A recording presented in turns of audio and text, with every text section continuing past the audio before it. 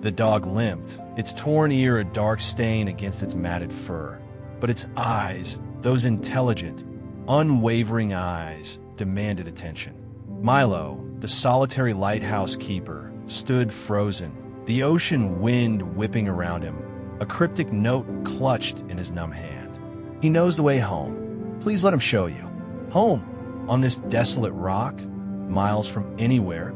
He'd soon discover this wasn't an ordinary plea for help, but an invitation into a truth he'd long avoided. A truth about connection, legacy, and how a message from the dead could save the living in ways he never imagined. Milo had chosen this life, not stumbled into it. Years ago, the relentless tide of human expectation and noise had receded from his shores, replaced by the rhythmic sweep of the lighthouse beam and the constant, reassuring roar of the sea. This isolated rock, miles from any permanent settlement, was his sanctuary. Here, the only conversations were between granite and tide, between wind and glass. He found a deep, almost monastic peace in the predictable cadence. The morning sweep of the lantern room, the careful polishing of brass, the precise timing of the lamp's ignition as dusk painted the horizon in hues of rose and violet. People, he'd learned through hard experience, asked too much, expected too much. The waves, they simply were immutable and honest. His small, Spartan living quarters were immaculate, a testament to a life stripped bare of all but essentials. A simple cot, a worn wooden table, a shelf of dog-eared books. The pervasive scent of salt and old oil filled the air, a familiar comfort. He saw ships in the distance, their fleeting presence a validation of his tireless vigil. Yet they remained abstract, nameless voyagers he never had to meet. This was his quiet kingdom, where solitude reigned supreme. But then the storm arrived. Not just a squall, but a true leviathan, churning the sea into a frothing, angry beast. For 3 days, the lighthouse was an island within an island, hammered by waves that sent spray over the very top of the tower, rattling the very foundations of his ordered existence. Milo fought the elements, battling the wind and the damp, ensuring the light remained alive, a single defiant pulse against the chaos. When the sun finally pierced the bruised sky on the 4th morning, an uneasy calm settled. The world felt scrubbed clean, but also rearranged, littered with strange new flotsam. And that's when, as practiced, I caught it, a dark, unnatural smudge against the pristine, storm-tossed shore, caught among the fresh debris, unlike any ordinary seaweed or wreckage. Curiosity, a rare visitor to Milo's meticulously ordered mind, tugged him down the winding stone steps, the salt-laced air sharp in his lungs. The smudge resolved into a battered wooden crate, half swallowed by the retreating foam, miraculously intact. As he approached, a faint whimper escaped from within. His heart, usually a steady drum, gave an uncharacteristic lurch. He pried open the lid, revealing not cargo, but life. Crouched inside was a small, bedraggled dog, its brown fur matted with sea spray and fear. One ear was torn, a jagged, dark line against its head.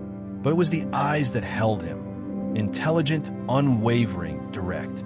They held a silent plea, a desperate hope that Milo found unsettling. He was not prepared for such raw, uncomplicated need.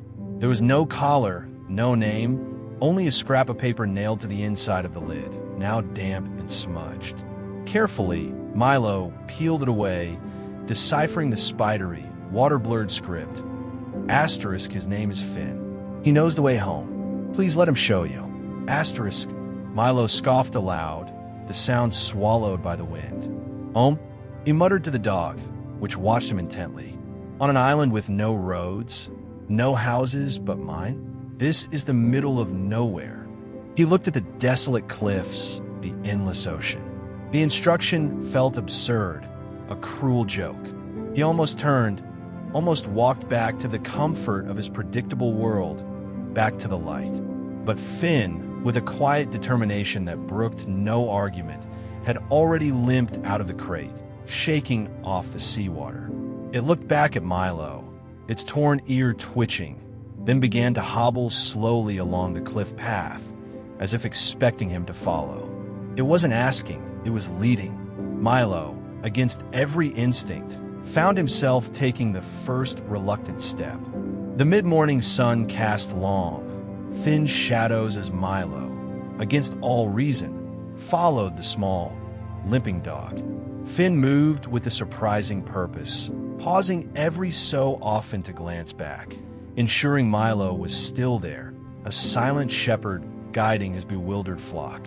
The path was treacherous, uneven, taking them along a section of the cliff Milo rarely traversed, though he'd passed the entrance to a dark, jagged cave 1,000 times.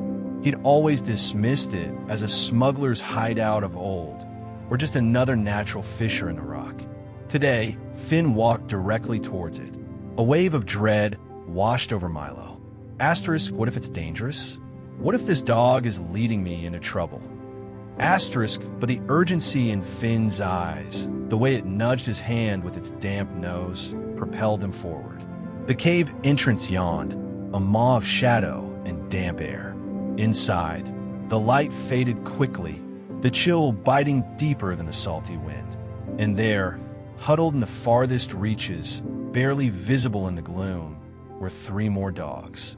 Thin, matted, their eyes wide with fear and exhaustion, but undeniably alive. A mother and 2 pups, barely more than shadows. They had been surviving on rainwater dripping from the cave ceiling and whatever meager offerings the tide might have left behind on the lowest reaches of the rocks. Finn had not been alone. This was its family. Someone had abandoned an entire small family here, and only Finn, the bravest, the most determined, had gone to find help. Milo felt a profound shift within him, a wall he'd built brick by brick over years beginning to crumble. His solitude had been a shield, but these creatures, so utterly vulnerable, had breached it.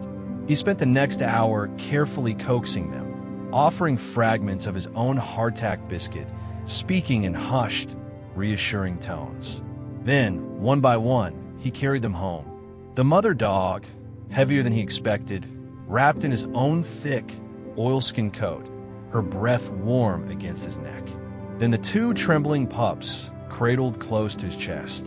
The return journey was slow, arduous, each step a battle against exhaustion and the cliff's unforgiving terrain. By the time they reached the lighthouse, the sun was setting, painting the sky in fiery oranges, a stark contrast to the quiet, desperate drama that had just unfolded. The lighthouse, once a bastion of serene silence, was now filled with the soft sounds of living things. The rhythmic sigh of sleeping dogs, the occasional whimper of a pup, the scratch of claws on floorboards. Milo shared his meager bread and water, fashioned crude beds. He named them after stars: Luna, Orion, Cashin, keeping Finn's name. For the first time in years, the lighthouse was loud, messy, and wonderfully warm. Yet a question lingered. Asterisk, who wrote that note? And why trust a stranger on a rock in the sea? Asterisk, he'd stare out at the ocean, imagining a hand setting the bottle adrift, a message cast into the void, a riddle without a solution. Weeks later, the familiar chug of the salty siren broke the calm. Old Captain Thomas, Milo's monthly supply contact, clambered ashore. As he approached the lighthouse, his eyes widened, then went pale. He pointed a trembling finger at Finn, sitting proudly by Milo's side, its torn ear distinct. "That brown one," Thomas whispered, voice raspy. "With the torn ear, he belonged to my brother, Elias, the keeper before you." Milo's world tilted.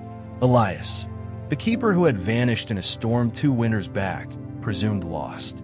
"We thought," Thomas continued, voice thick with emotion, "we thought the dog drowned with him, that he'd stayed with Elias to the end."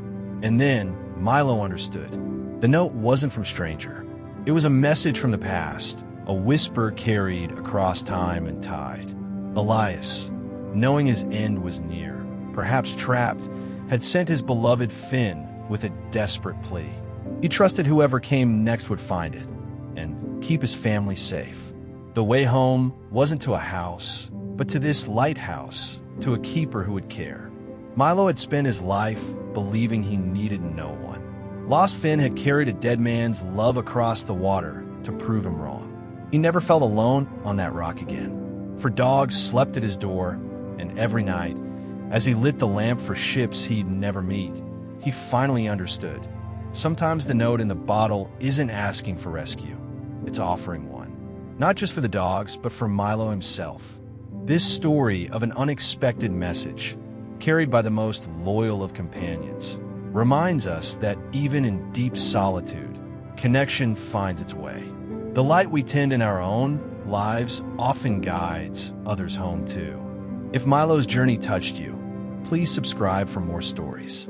We'd love to know, have you ever received an unexpected message that changed your perspective or shown you a way home you never anticipated?